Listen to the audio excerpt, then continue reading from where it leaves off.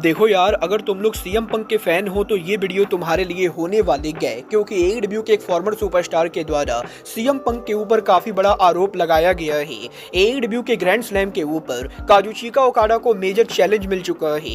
AEW company के bad booking को लेकर बुकाटी ने टोनी खान को मॉक कर दिया है। तो गाइज वहीं आरओएच के फाइनल बैटल पेपर व्यू के ऊपर एक बड़ा ड्रीम मैच कंफर्म हो चुका है। तो गाइज चलिए बिना किसी देरी के शुरू करते हैं इस वीडियो को। और सबसे पहले बात करेंगे आरओएच के साल के biggest pay per view ROH present final battle की। वेल गाइज ये बात तो हम सभी लोगों को मालूम है, आरओएच रेसलिंग अब से यहाँ पर मात्र 15 दिनों के अंदर साल का biggest pay per view final battle करने वाले गए, जहां पर 20 दिसंबर के ऊपर मैनहट्टन सेंटर के अंदर आरओएच का ये पेपर व्यू होगा। और आरओएच के फाइनल बैटल पेपर व्यू के मेन इवेंट के ऊपर अब यहाँ पर कौन सा मैच होने वाला है, फाइनली ये कंफर्म हो चुका है। गाइज यहाँ पर आज आरओएच के लेटेस्ट वीकली शो के ऊपर आरओएच के वर्ल्ड चैंपियन जेरिको हमें देखने को मिलते गए, जहां पर जेरिको उनका प्रोमो कट कर रहे होते गए और वो यहां पर फाइनल बैटल के ऊपर उनके मैच को लेकर बात करने की कोशिश कर ही रहे होते गए। तभी सडनली अरीना के अंदर डब्ल्यूडब्ल्यूई के फॉर्मर सुपरस्टार जैक राइडर का म्यूजिक प्ले होता है और इसके बाद यहां पर Matt Cardona AKA Jack Ryder ROH पर उनका डेब्यू करते हुए रिंग के अंदर आकर क्रिस जेरिको को कन्फ्रंट करते गए, जहां पर जेरिको और मैट कार्डोना के कन्फ्रंटेशन के बाद हमें यहां पर जेरिको को ऑफिशियली मैट कार्डोना चैलेंज करते हुए दिखाई देते गए और मैट कार्डोना ये क्लियर करते गए कि वो आरओएच के biggest pay per view final battle pay per view के मेन इवेंट के ऊपर अब से 2 हफ्तों के बाद जेरिको को वर्ल्ड टाइटल के लिए चैलेंज करेंगे और मैट कार्डोना मैनहट्टन सेंटर के अंदर जेरिको को हराकर brand new ROH world champion बनेंगे। वेल देखना दिलचस्प होने वाला है कि मैट कार्डोना के आज यहां पर आरओएच पर डेब्यू करने के बाद क्या Tony Khan finally Matt Cardona को साइन करते हैं या नहीं। और अगर यहां पर टोनी खान मैट कार्डोना को साइन करते गए तो आप लोग ये कंफर्म मानकर चल सकते हो कि फाइनल बैटल पेपर व्यू के ऊपर मैनहट्टन सेंटर में जेरिको उनका टाइटल कार्डोना से हारेंगे। वेल आपको क्या लगता है, टोनी खान को आरओएच रेसलिंग के लिए मैट कार्डोना को साइन करना चाहिए या नहीं, आप लोग मुझे कमेंट करके बताएंगे। बट गाइज जहां तक बात रही साइन करने की, तो गाइज ये बात तो मैं आपको ऑलरेडी बता चुका हूं। एईडब्ल्यू के लेट ग्रेट सुपरस्टार ब्रोडी ली के सडन डेथ के बाद ब्रोडी ली के बेटे ब्रोडली जूनियर को एईडब्ल्यू कंपनी ऑलरेडी कॉन्ट्रैक्ट के अंदर साइन कर चुकी है। बट क्योंकि ब्रोडी ली के बेटे की उम्र काफी कम है, तो इसीलिए ब्रोडी ली के बेटे एईडब्ल्यू के कॉन्ट्रैक्ट में होने के बाद भी एईडब्ल्यू के ऊपर रेसल नहीं कर सकते गए, क्योंकि लीगल एज के हिसाब से जब यहां पर ब्रोडी ली के बेटे 18 या 16 साल के होंगे तभी वो यहां पर रेसल कर पाएंगे। बट अब यहां पर ब्रोडी ली के बेटे ब्रोडली जूनियर फाइनली एईडब्ल्यू के अंदर ऑफिशियली यहां पर रेसल करने के लिए रिंग के अंदर ट्रेनिंग कर रहे गए। और वैसे तो हम लोगों ने काफी बार एईडब्ल्यू के टेलीविजन पर ब्रोडी ली जूनियर एकेए नेगेटिव वन को डार्क ऑर्डर फैक्शन के साथ देखा है। बट अब यहां पर ब्रोडी ली जूनियर ऑफिशियली रिंग के अंदर उनकी ट्रेनिंग को शुरू कर चुके गए और अब ये देखना दिलचस्प होने वाला है कि ब्रोडी ली के बेटे एईडब्ल्यू के ऊपर उनका ऑफिशियल इन रिंग डेब्यू कब करते गए। वेल गाइज ये तो बात ही ब्रोडी ली जूनियर की। बट गाइज चलिए फिलहाल आगे बढ़ते और बात करते हैं WWE hall of famer Bugatti की।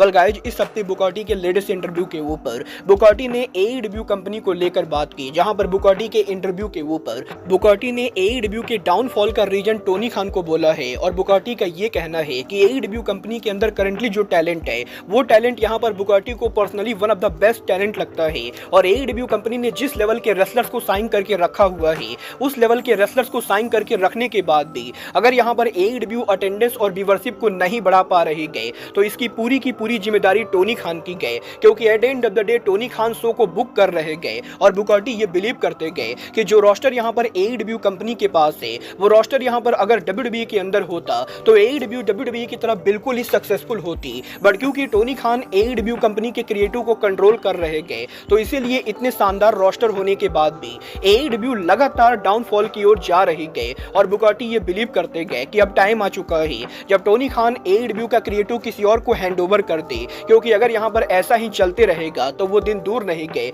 जब एईडब्ल्यू कंपनी एक बार फिर से डूबने लगेगी। वेल आप यहां पर बुकाटी की बातों से एग्री करते हो या नहीं, आप लोग मुझे कमेंट करके बताएंगे। बट गाइज चलिए फिलहाल आगे बढ़ते और बात करते हैं एईडब्ल्यू सुपरस्टार होलोग्राम की।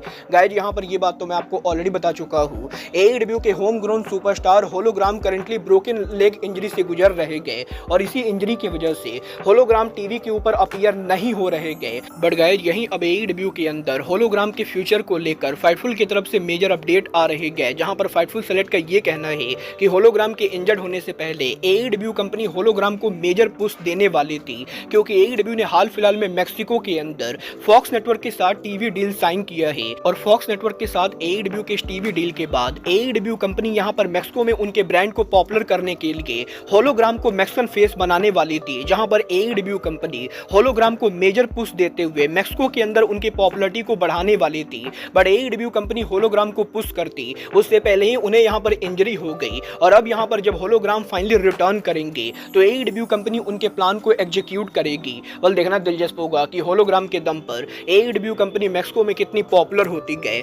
बट गाइज चलिए फिलहाल आगे बढ़ते हैं और बात करते हैं AEW सुपरस्टार बडी मैथ्यू की। वेल गाइज, इस हफ्ते बडी मैथ्यू के लेटेस्ट इंटरव्यू के ऊपर बडी मैथ्यू ने AEW के ऑस्ट्रेलिया में अपकमिंग शो ग्रैंड स्लैम को लेकर बात की। यहाँ पर बडी मैथ्यू से जब ये पूछा गया कि AEW के ऑस्ट्रेलिया में अपकमिंग शो के ऊपर बडी मैथ्यू एग्जैक्टली किसको फेस करना चाहेंगे, तो बडी मैथ्यू जवाब देकर ये कहते गए कि वैसे तो AEW में बहुत सारे रेसलर्स हैं जिनको यहाँ पर बडी मैथ्यू ड्रीम मैच में फेस करना चाहते गए, बट क्योंकि AEW का ग्रैंड स्लैम ऑस्ट्रेलिया में होने वाला है तो बडी मैथ्यू उनके होम कंट्री के ऊपर जापानीज ग्रेटेस्ट रेसलर काजुचिका ओकाडा को फेस करना चाहेंगे। और यहाँ पर बडी मैथ्यू का ये कहना है कि ओकाडा और बडी मैथ्यू ऑलरेडी NJPW के अंदर उनका पहला मैच रेसल कर चुके गए, और लास्ट टाइम जब इन दोनों ने रेसल किया था तो वो मैच यहाँ पर काफी बढ़िया था। और बडी मैथ्यू ये बिलीव करते गए कि उनके होम कंट्री के ऊपर उनका जापानीज लीजेंड ओकाडा को फेस करना AEW कंपनी के लिए काफी बेटर होगा। और बडी मैथ्यू 15 फरवरी को ग्रैंड स्लैम के ऊपर रेन मेकर को चैलेंज करना चाहते गए। वेल, अब ये तो आने वाला टाइम बताएगा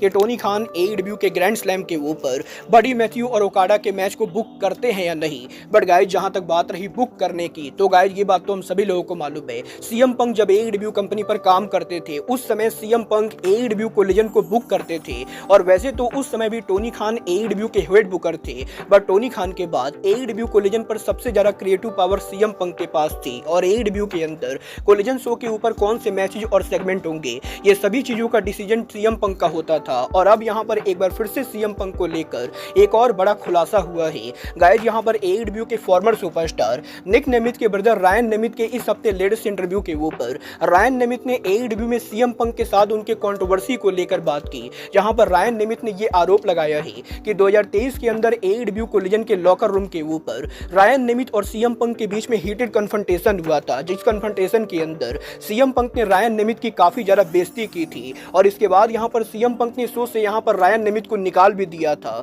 और CM पंक के बाद उस कन्फ्रंटेशन के बाद ही AEW कंपनी ने कभी भी यहाँ पर रायन नेमिथ को शो के ऊपर बुक नहीं किया। और रायन नेमिथ ये बिलीव करते गए कि CM पंक के लॉकर रूम में पावर होने की वजह से CM पंक ने यहाँ पर रायन नेमिथ को कंपनी से बैन करवा दिया। बट इसके बाद यहाँ पर कुछ ही दिनों के बाद AEW कंपनी ने साइलेंटली यहाँ पर रायन नेमिथ को फायर भी कर दिया था। और अब यहाँ पर रायन नेमिथ ने यह आरोप लगाया है कि CM पंक ने बैक स्टेज पर उनके पावर का यूज करके रायन नेमिथ को AEW कंपनी से फायर करवाया। और इसके अंदर AEW के मैनेजमेंट ने भी CM पंक को पूरा सपोर्ट किया था। और इसीलिए रायन नेमिथ AEW के ऊपर अब यहाँ पर लीगल एक्शन लेना चाहेंगे। वेल, देखना दिलचस्प होने वाला है कि CM पंक के AEW से जाने के बाद भी AEW कंपनी CM पंक के ड्रामों से कैसे डील करती गए। बट गाइज, अब आज के इस वीडियो में बस इतना ही। मैं मिलता हूँ आपसे अपने अगले वीडियो में। बट गाइज, तब तक के लिए goodbye, good night and back.